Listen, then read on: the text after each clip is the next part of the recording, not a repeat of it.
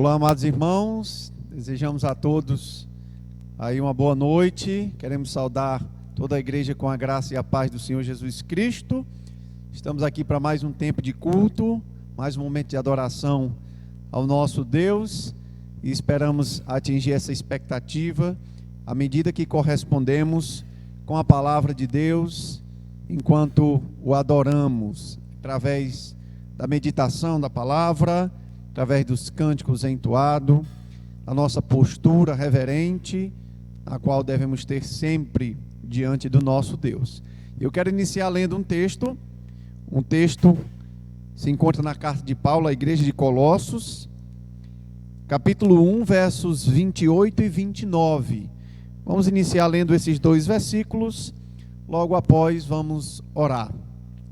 Diz assim a palavra de Deus: Este Cristo nós anunciamos, advertindo a todos e ensinando a cada um em toda a sabedoria, a fim de que apresentemos cada pessoa perfeita em Cristo. E para esse fim que eu me empenho, esforçando-me o mais possível, segundo o poder de Cristo, que opera poderosamente em mim. Com esse texto lido, vamos orar e pedir o direcionamento de Deus para este culto. Senhor Deus, Pai de eterna glória e bondade, Deus santo, cheio de misericórdia, Deus bondoso, Tu que és Criador dos céus e da terra, o Senhor que nos formou para o louvor da Tua glória. Esperamos, Deus, em Cristo Jesus, Te oferecer um culto agradável. Esperamos, Deus, o Teu direcionamento para todo esse tempo, conduzindo os instrumentistas, ministério de louvor, conduzindo, Deus, também as mídias, para que toda essa gravação, todo esse tempo aqui, Deus, chegue de forma tranquila à casa de cada um, e assim, Deus, cada um dos Teus filhos possam Te prestar culto. Louvamos, Deus eterno, pela rica oportunidade que estamos recebendo do Senhor de Te adorar.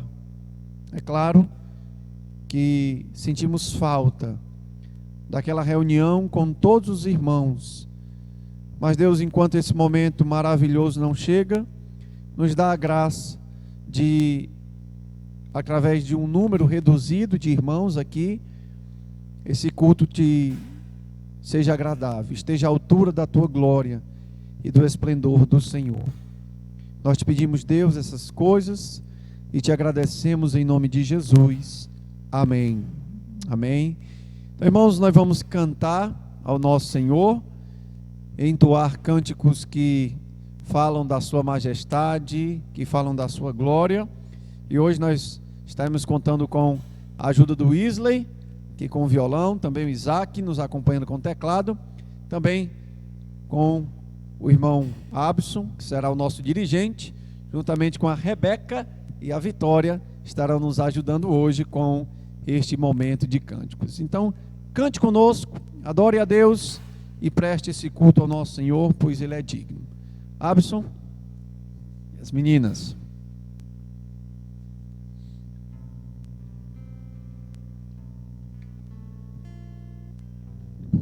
Boa noite, amada igreja, todos que estão em casa. Vamos louvar e agradecer a nosso Deus, cantando É Bastante para Mim a Tua Graça.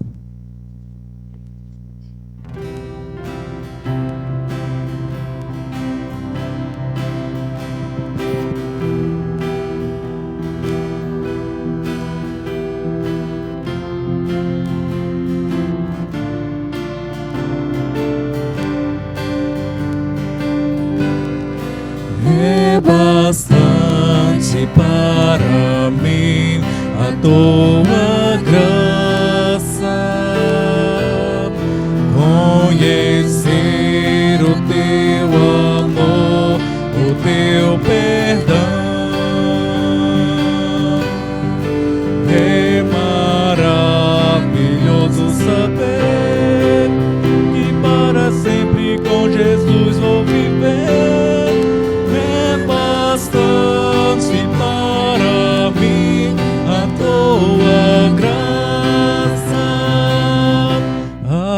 tua graça é melhor que a vida. A tua graça é melhor que a vida. Meus lábios se louvam, bendizes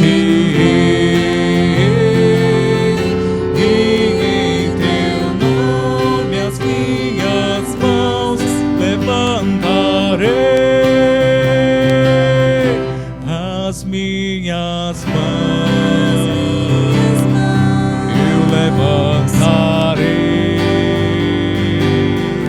as minhas mãos, eu levantarei, meus lábios se louvam, bendizer-te.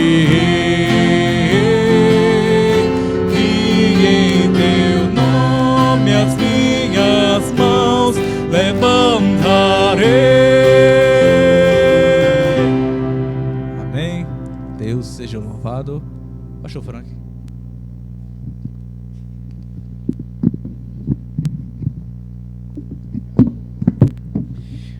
Ok, agradecemos o Ministério de Louvor por esse cântico entoado ao nosso Deus. E agora nós queremos trazer um relatório missionário dos nossos irmãos, servos de Deus que estão no campo servindo.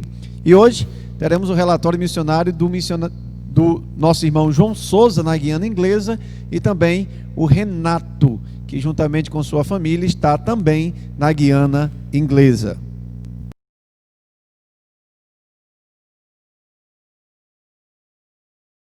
Olá, tudo bom? Quero saudar os irmãos da Igreja Bíblica de Horizonte. Quero também agradecer a oportunidade que vocês têm me dado de poder compartilhar com vocês um pequeno relatório do que Deus tem feito aqui na Guiana e como o Senhor tem abençoado, apesar dos problemas com a pandemia, assim como no Brasil. A Guiana também tem passado por problemas com a Covid-19 e por conta disso o país todo está fechado, nós não podemos nos reunir como igreja, nem sair às ruas como antigamente. Então, consequentemente, isso afetou o nosso ministério no sentido de cultos e trabalhos de estudos bíblicos e coisas assim. Então, o que temos feito no momento, o que podemos fazer no momento, devido às restrições do governo, é visitas. Então, nós visitamos aos fins de semana os irmãos das duas igrejas que pastoreamos e oramos com eles, tentamos saber se há algum problema, se há estão passando por alguma dificuldade. Então tentamos prover na medida do possível, à medida que o Senhor também providencia. Então, recentemente a igreja de 73, a cidadezinha da vila de Clonbrook, resolveu fazer pequenas cestas básicas e distribuímos para as 17 famílias da igreja. Também temos visitado a capital do nosso estado, que é chamada de New Amsterdam, Nova Amsterdã, e o plano é iniciarmos uma igreja por lá também, uma congregação, um ponto de pregação. Nós já fomos uma vez, fizemos uma pesquisa de locais, bairros onde há igrejas, onde não há, e segunda-feira estarei indo de novo juntamente com a família peruana, pastor Ramos. Ele vai primeiro e vamos dar um apoio a cada 15 dias, vamos estar por lá fazendo porta em porta, estudos bíblicos e cultos nos lares.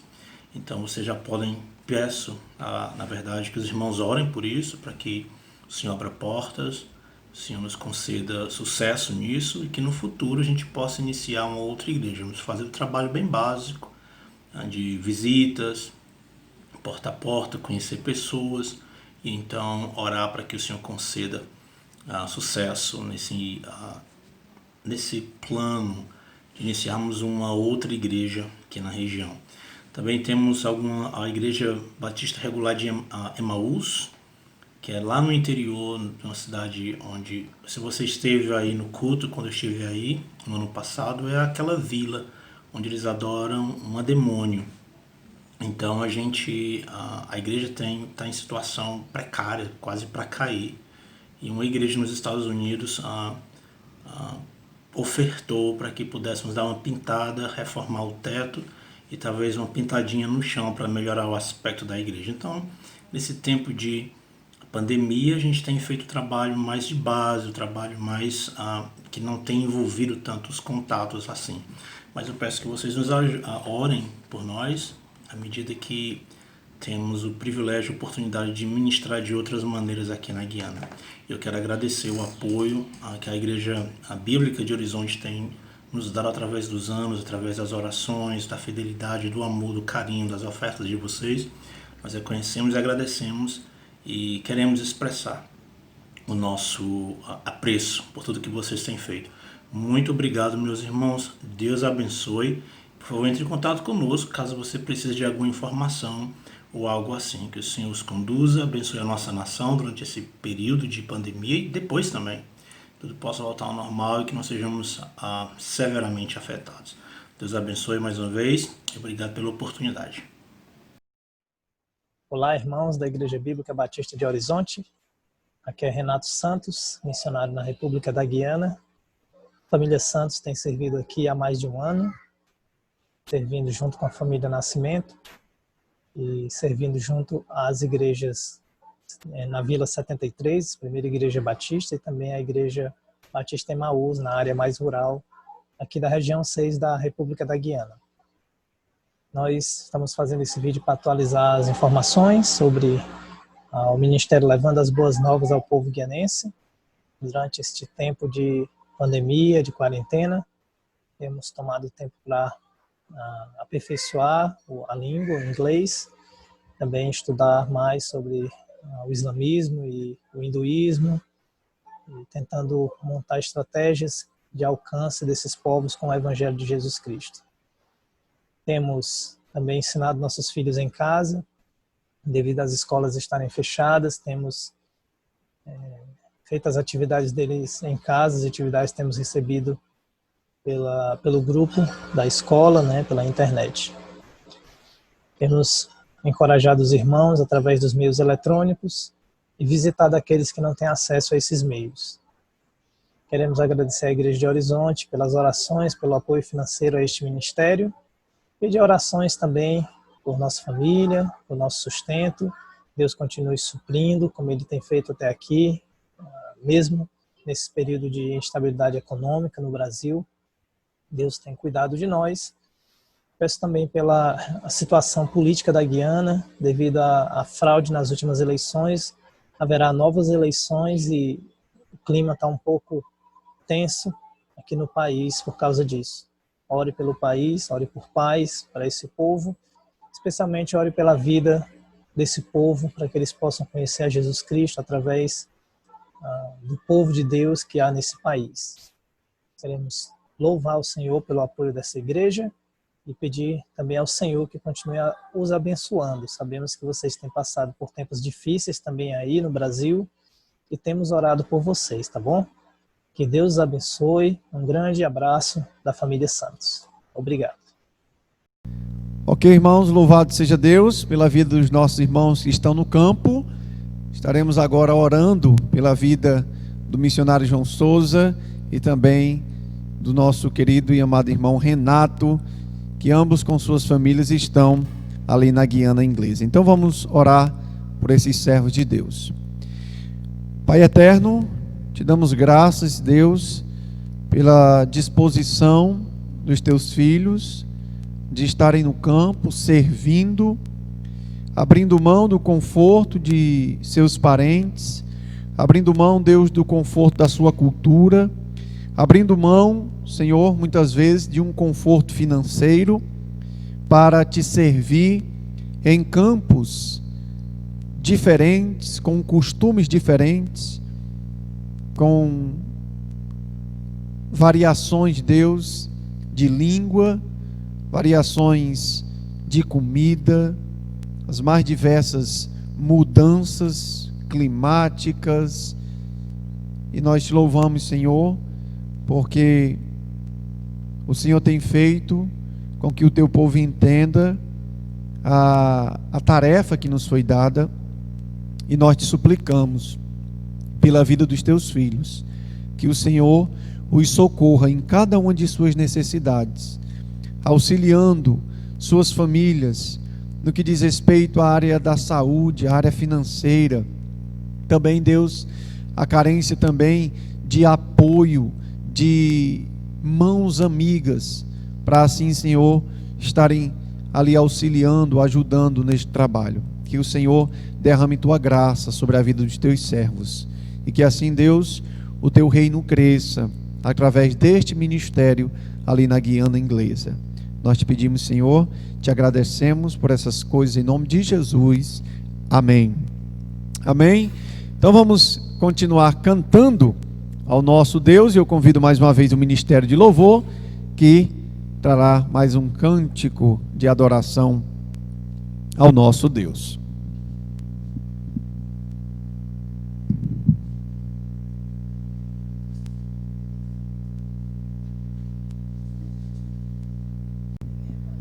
Agradeço ao meu Salvador.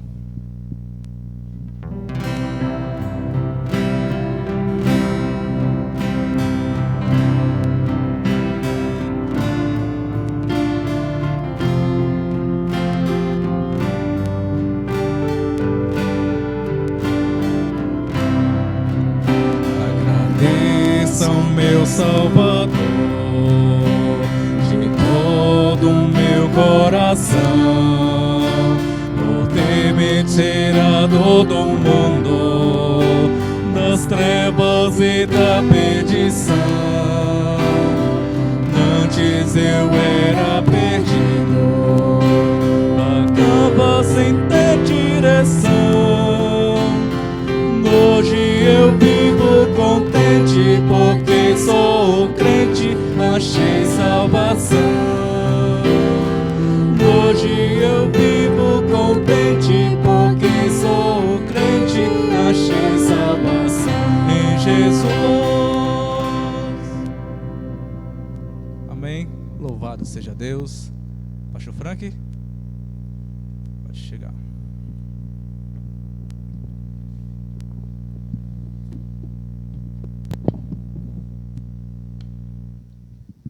Amém. Agradecemos o Ministério de Louvor por nos conduzir com estes cânticos. Passaremos agora para o tempo da meditação, da pregação, e temos por título a nossa pregação hoje, a nossa suficiência em Cristo. Nossa suficiência em Cristo. Esse é um tema que pode gerar algumas complicações, caso não entendamos ele como deve ser compreendido. É um tema que fala sobre nossa total dependência da obra de Cristo. E quando eu falo de total dependência, eu falo no sentido pleno da palavra, né? Somos totalmente dependentes da obra redentora de Cristo. E ninguém falou sobre esse tema de forma mais profunda e clara do que Paulo. Paulo, na sua carta à igreja de Colossos, ele procura mostrar, tanto de forma positiva, como nós somos em Cristo salvos, como a obra de Cristo ela é completa, como ela é satisfatória na vida de um crente, e ele fala também de forma negativa, como nós podemos contrariar essa doutrina através de nossas atitudes, através de falsos conhecimentos, através de uma postura inapropriada de nos relacionar com a obra de Cristo. Então, quando eu falo sobre nossa suficiência em Jesus Cristo, eu quero dizer que a obra de Jesus, ela não deixou nada pendente. Não há nada que possamos fazer para completar ela. Ela já é completa, ela é suficiente. Aquilo que Jesus realizou no seu ministério terreno é capaz de resolver o problema humano, tornando o homem um agente passivo desta ação. O homem, ele é aquele que recebe de Deus essa capacidade em Cristo de ser redimido. Então, pensando nesse assunto, nós vamos explanar um pouquinho a carta de Paulo à igreja de Colossos e de forma bem mais profunda, vamos pensar nos versos 13 a 23. Esse será o texto base para a nossa meditação desta noite. E o texto diz exatamente o seguinte: Ele nos libertou do poder das trevas e nos transportou para o reino do Filho amado, em quem temos a redenção, a remissão dos pecados. Ele é a imagem do Deus invisível, o primogênito de toda a criação, pois nele foram criadas todas as coisas, nos céus e sobre a terra, as visíveis e as invisíveis, sejam tronos, sejam soberanias, quer principados, quer potestades. Tudo foi criado por meio dele e para ele. Ele é antes de todas as coisas. Nele tudo subsiste. Diz ainda o verso 18. Ele é a cabeça do corpo, que é a igreja. Ele é o princípio, o primogênito dentre os mortos, para ter a primazia em todas as coisas. Porque Deus achou por bem que nele residisse toda a plenitude, e que, havendo feito a paz pelo sangue da sua cruz, por meio dele, reconciliasse consigo mesmo todas as coisas, quer sobre a terra, quer nos céus. E vocês que, no passado, eram estranhos e inimigos no entendimento pelas obras más que praticavam, agora, porém, ele os reconciliou no corpo da sua carne, mediante a sua morte, para apresentá-los diante dele, santos, inculpáveis e irrepreensíveis, se é que vocês permanecem na fé, alicerçados e firmes, não se deixando afastar da esperança do evangelho que vocês ouviram, e que foi pregado a toda criatura debaixo do céu, e do qual eu, Paulo, me tornei ministro. Até aqui, esse texto da palavra de Deus.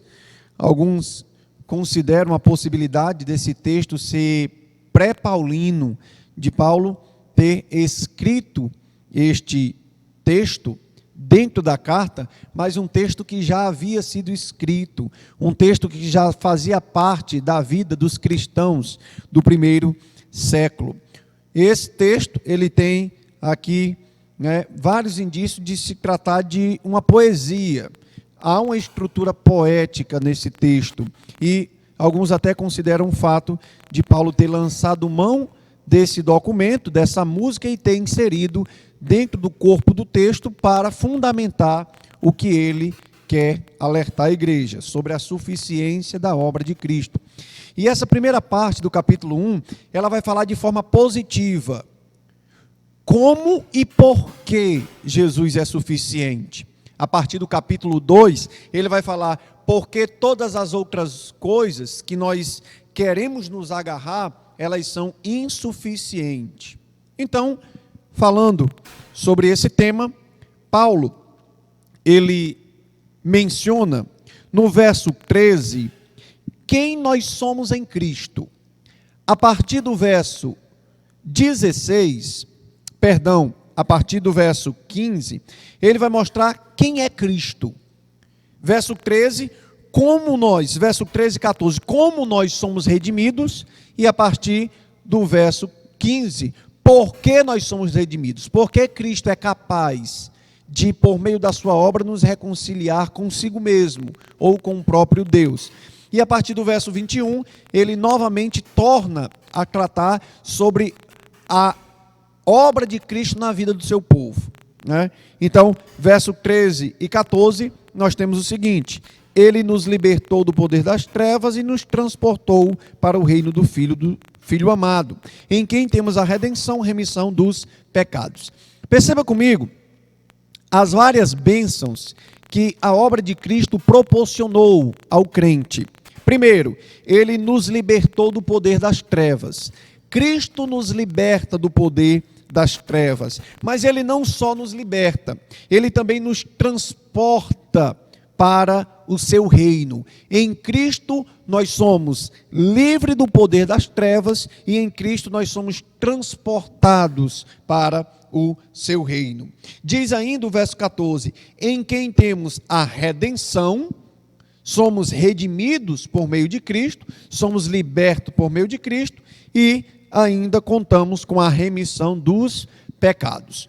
Fomos libertos das trevas. O pecado, ele já não tem mais o poder que outrora tinha na nossa vida. Em Cristo somos redimidos, em Cristo nós vencemos o poder das trevas, em Cristo temos nossos pecados remidos. Temos em Cristo toda esta obra suficiente para salvar o homem. Todas essas categorias apresentadas por Paulo são categorias sinônimas para falar sobre nossa redenção, nossa salvação em Cristo. A partir do verso 15, como eu disse, Paulo vai explicar por que Cristo é suficiente, por que nós podemos contar com a liberdade das trevas, por que nós podemos contar com essa mudança de reino, o reino do mundo para o reino de Deus. Por que nós podemos contar com tudo isso? Por que Cristo é suficiente? Se de fato tudo isso ocorreu na vida de um crente, por meio da obra de Cristo, vamos tentar entender quem é esse Jesus, em quem Paulo aponta toda essa obra, ou por meio de quem Paulo mostra toda essa obra na vida do povo de Deus. Então, vamos conhecer um pouquinho da pessoa de Cristo. Do verso 15 até o verso 20, nós temos aqui algumas categorias apresentadas por Paulo para falar sobre a pessoa de Jesus. E a primeira categoria que Paulo apresenta é o aspecto divino da pessoa de Cristo. Ele é a imagem do Deus invisível. Se nós não podemos ver o Pai, que é invisível, nós o vemos por meio do Filho. Ele é a imagem do Deus invisível. Ele é o primogênito de toda a criação. Ele não é o primogênito no sentido de que ele foi criado primeiro. Ele é o primogênito no sentido que ele tem a primazia sobre toda a criação. Se ele é criador, ele tem primazia sobre todas as coisas. Diz ainda o verso 16: pois nele foram criadas todas as coisas, nos céus, sobre a terra, as visíveis, as invisíveis, sejam tronos, soberanias, quer principados, quer potestades. E Paulo resume o aspecto criacional de Cristo dizendo: tudo foi criado por meio dele e para ele. Então não há nada que não haja, não há nada que não tenha sido criado por Cristo. Ele tem primazia sobre tudo, ele é criador de todas as coisas. Essa é a razão pela qual podemos confiar que a obra de Cristo, ela é suficiente para salvar o homem. Por que, pastor, que a obra de Cristo é suficiente? Porque ele é Deus, ele é criador, ele tem primazia sobre todas as coisas. Tudo que foi criado por meio dele e para a glória dele. Podemos confiar na obra de Cristo? A resposta de Paulo é sim. Por quê, Paulo? Porque ele é criador, ele tem primazia, ele é a imagem do Deus invisível. Podemos confiar sim na obra de Cristo. Podemos confiar porque ele criou todas as coisas, ele tem autoridade sobre todas elas. É dito ainda no versículo 18, falando sobre outro aspecto da obra, outro aspecto da pessoa de Jesus. Ele é a cabeça do corpo que é a igreja. Por que Jesus, ele é capaz de salvar a sua igreja? Porque ele é a cabeça desse corpo.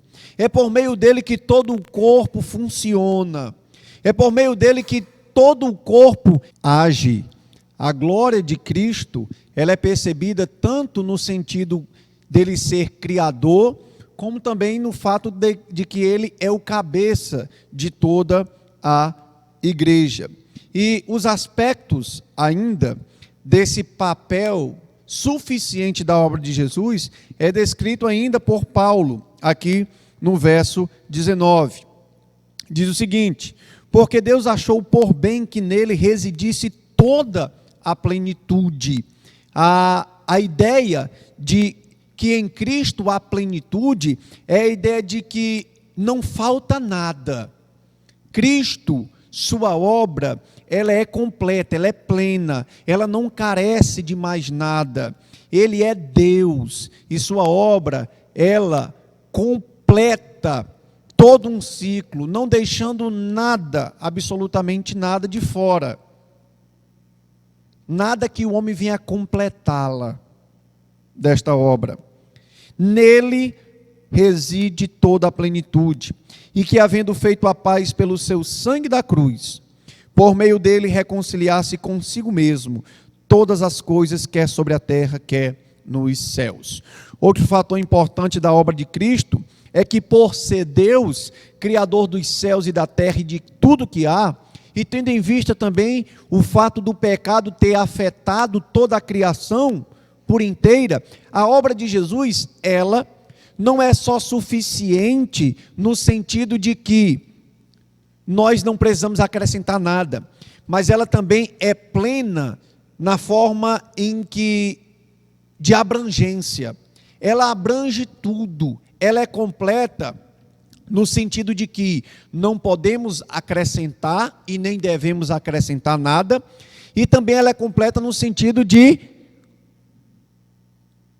todas as coisas serem aí reconciliadas com Cristo por meio dele mesmo. Jesus, ele reconcilia consigo tudo aquilo que ele criou nos céus e sobre a terra.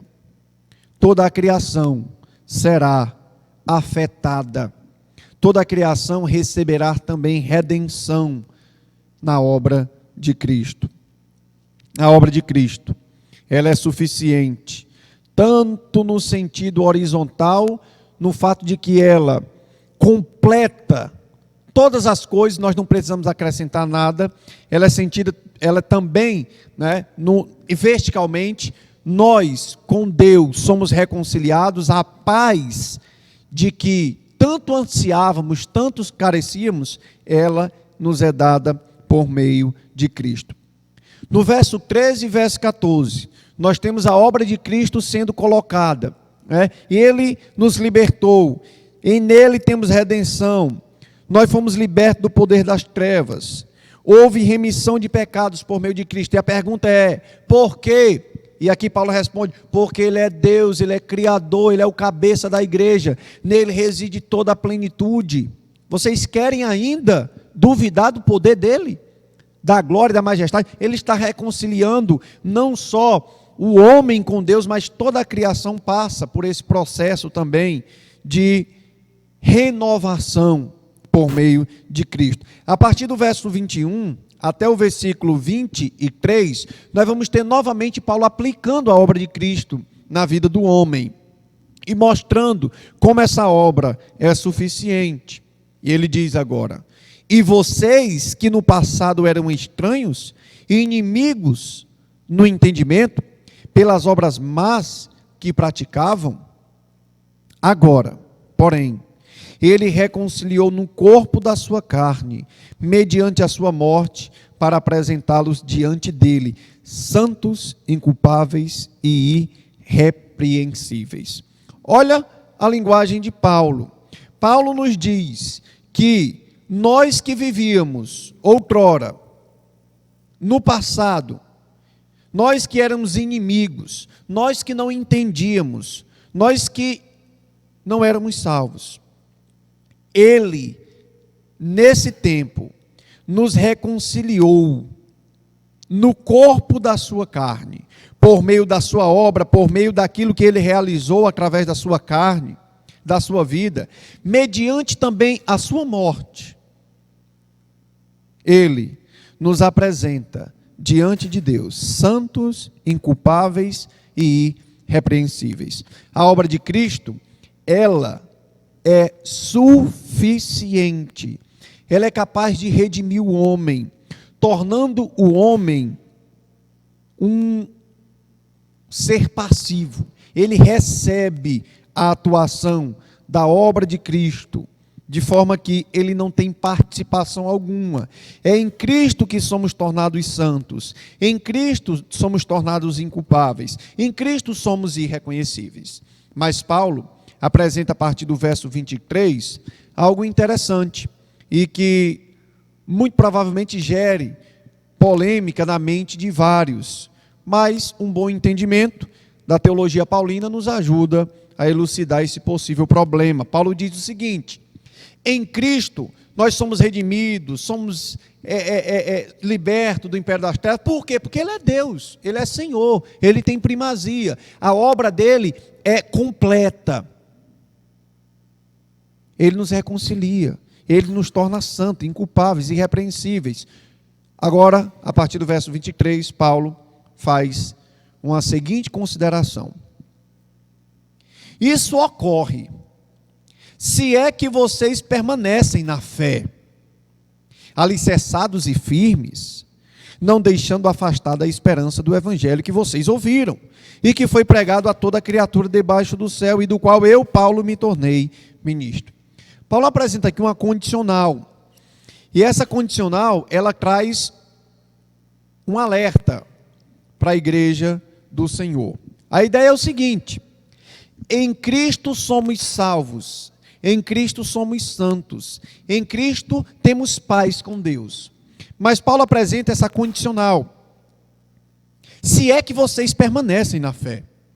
Então, alguns podem questionar o fato de haver uma participação humana no processo de salvação ou no processo de santificação, de permanência em Cristo.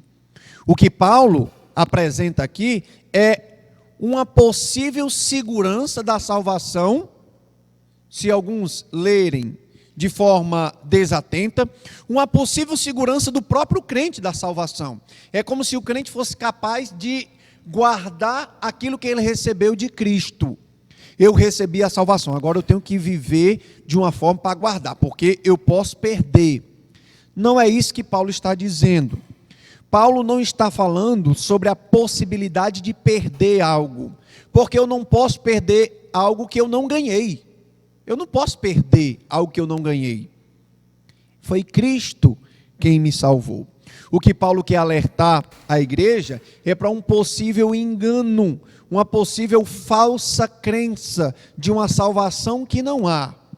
Paulo diz: vocês vivem a fé, vocês estão alicerçados e firmes, vocês mantêm-se na esperança do evangelho que vocês ouviram, que foi pregado a toda criatura, do qual eu me tornei ministro. A ideia de Paulo é a seguinte: é que há em todo aquele que recebeu da parte de Cristo a salvação, há frutos, há permanência, há uma constância nesta fé, de forma que a esperança do evangelho não se desvanece do coração do salvo. Paulo salienta que nós, até mesmo os salvos, precisam viver de uma forma digna para a qual foram chamados. Uma carta da qual Paulo escreveu, muito semelhante à sua carta à igreja de Colossos, a partir do capítulo 4 da sua carta à igreja de Éfeso, Paulo parte para a vida prática da igreja. E ele vai dizer o seguinte: vivam de maneira digna da vocação que vocês foram chamados. Então há uma maneira digna de viver. Há uma forma digna de lidar com aquilo que recebemos da parte de Cristo. E Paulo, ele diz como é que nós devemos viver. Como viver dignamente o evangelho. Aqui, no capítulo 1 ainda, nos versos 23, verso 23, Paulo diz: a verdadeira fé, ela vem acompanhada de permanência. A verdadeira fé, ela está alicerçada, ela está firme. A verdadeira fé não se afasta da esperança do Evangelho. A verdadeira fé, ela vem acompanhada de todos esses frutos. Paulo vai tratar de várias outras áreas da vida humana na sua carta à igreja de Éfeso. A pergunta é a seguinte: temos participação na salvação? Paulo deixa muito claro, não. Temos participação em permanecer na salvação, por mais que não haja capacidade humana no sentido de permanência, há uma exigência da parte de Deus de que permaneçamos fiel a Ele. Porque essa é a característica do salvo. O salvo, ele se mantém de pé. Mas ele não se mantém de pé porque ele é capaz. É porque a obra de Cristo tornou isso possível. A obra de Jesus, ela não só traz a salvação, não só nos reconcilia com Deus, mas também nos faz permanecer com Deus. A obra de Cristo, ela é completa não só na efetivação da salvação, mas também na permanência dela. A obra de Cristo é perfeita. A obra que Ele realizou é maravilhosa, tornando um homem apenas alguém que recebeu esta salvação, na qual não temos nenhuma participação. E Paulo, ele vai procurar enfatizar isso no verso 28 e 29, o texto que iniciamos este culto, falando o seguinte: este Cristo nós anunciamos, advertindo a todos e ensinando a cada um em toda a sabedoria, a fim de que apresentemos cada pessoa perfeita em Cristo. Esse evangelho que eu prego é o evangelho que torna as pessoas perfeitas a partir da obra de Jesus. E Paulo diz, no verso 29, falando sobre o seu papel como proclamador do evangelho: e para esse fim, ou é para esse fim que eu me empenho. Eu me esforço para fazer com que as pessoas sejam aperfeiçoadas em Cristo, fazer com que as pessoas sejam apresentadas perfeitas em Cristo. E Paulo diz, eu me empenho, esforçando-me o máximo possível. Mas Paulo diz, como e de onde vem esse poder? Até como proclamador do Evangelho. Paulo diz, segundo o poder de Cristo, que opera poderosamente em mim. Até no fato de tornar este evangelho conhecido, Paulo entende que a obra de Cristo também é necessária. A obra de Cristo, irmãos, ela é tão perfeita que ela nos salva, ela nos dá constância. Uma das características do salvo, é de obediência à obra de Cristo, obediência à sua voz, à sua palavra. E como porta-voz de Cristo, nós devemos proclamar o Evangelho. E Paulo entende que até mesmo essa tarefa, ela só pode ocorrer através da obra de Jesus, segundo o poder de Cristo que opera poderosamente em mim. A obra de Cristo, ela é completa. Ele inicia salvando o homem, ele atua no projeto de santificação do homem, ele atua no plano de permanência, de consistência dessa fé, ele atua na proclamação desta fé, ele atua no coração daquele que vai receber, ele atua na boca daquele que fala. A obra de Cristo é uma obra completa, de forma que nós não temos outra forma de nos relacionar com esta obra, senão adorando a pessoa de Jesus Cristo, senão nos envolvendo com a sua obra e frutificando através do seu poder e da sua majestade, que foi manifesta a nós, de forma salvífica, nos reconciliando com Deus. Irmãos, nós não vamos adentrar. O capítulo 2 início do capítulo 3, onde Paulo fala negativamente, de forma negativa, como a obra de Cristo é suficiente. Paulo vai falar sobre aqueles que buscam, que atuam, que acham nas filosofias, que procuram através daquilo que é místico, que procuram através daquilo do ascetismo, um abandono dos relacionamentos, um abandono, uma busca por isolamento. E Paulo diz, não, nada disso é capaz de salvá-los, nada disso é suficiente. A obra de Jesus é suficiente. A obra de Cristo, ela é plena, desde o início até o fim. Jesus, Ele salva, nos reconcilia, Ele está atuando no nosso processo de santificação, fazendo-nos crescer, e Ele também é aquele que nos glorifica, é aquele que completa esta obra. Então, irmãos, diante dessa realidade, todos os salvos precisam se relacionar com a obra de Jesus de uma forma reverente. Entender que esse Cristo, que por meio da sua carne, veio, morreu, através da sua obra, nós somos reconciliados com Deus. E essa obra, que por várias vezes, ou por alguns momentos, nós achamos que somos participantes, que essa verdade nos leve a uma vida de humildade, a uma vida de adoração sincera, uma vida de contrição, de lamento mesmo. A obra de Cristo, ela faz com que sejamos mais humildes. A obra de Jesus mostra o quanto Ele é grande, o quanto você é pequeno.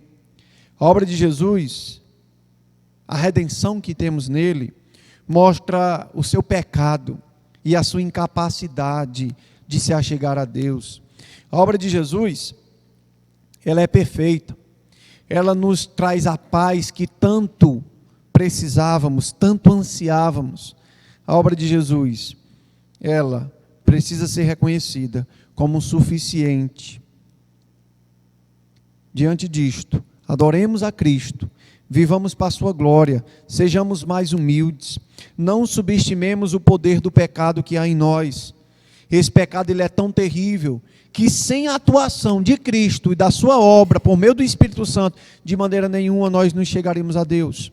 Então, tenha uma visão correta sobre o pecado, tenha uma visão correta sobre Jesus, tenha uma visão correta sobre sua obra. E diante de todo esse cenário, diante de tudo isso, adore esse Deus, preste culto a Ele, abra seu coração, lamente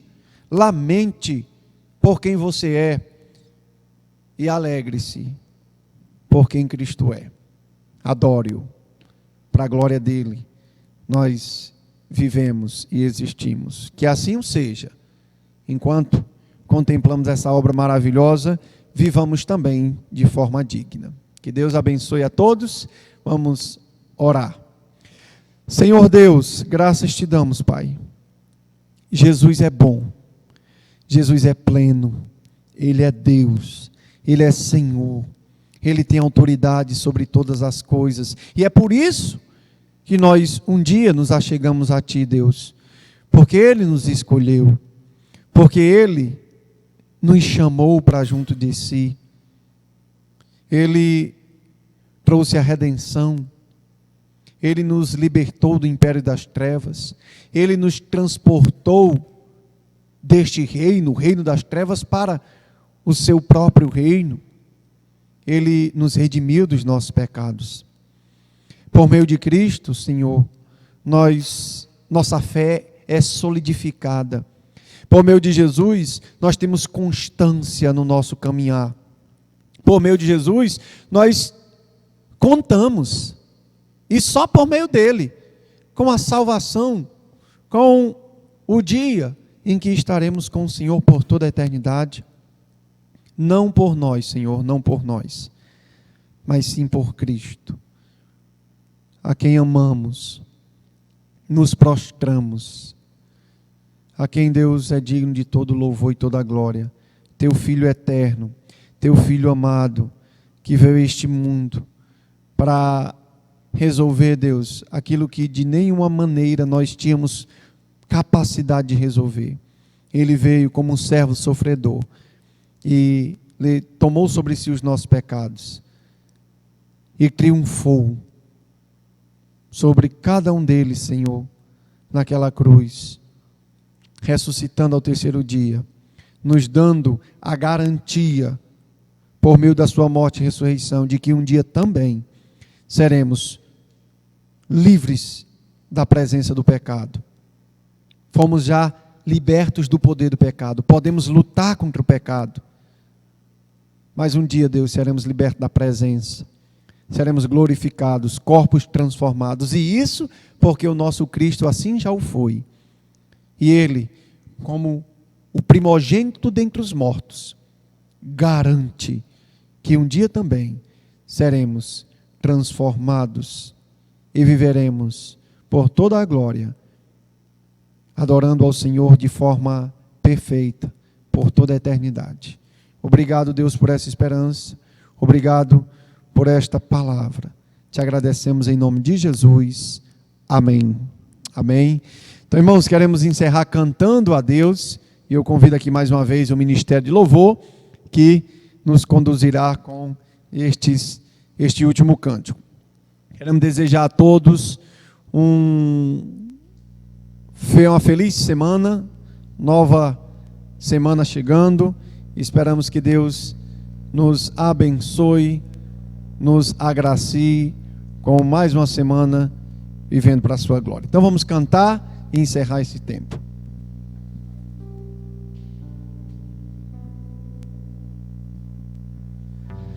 Louvado seja Deus.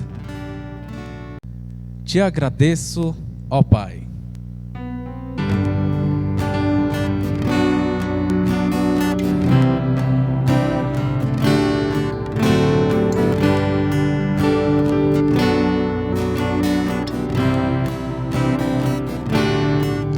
Te agradeço, ó Pai, pelo amor derramado, pela tua provisão.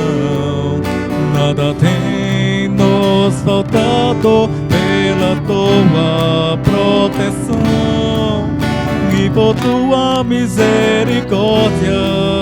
Em tudo tu és Pai, Senhor. Te agradeço, te agradeço, te agradeço, ó Espírito do Senhor, pelas nossas provações, pelas nossas. Te agradeço, ó Espírito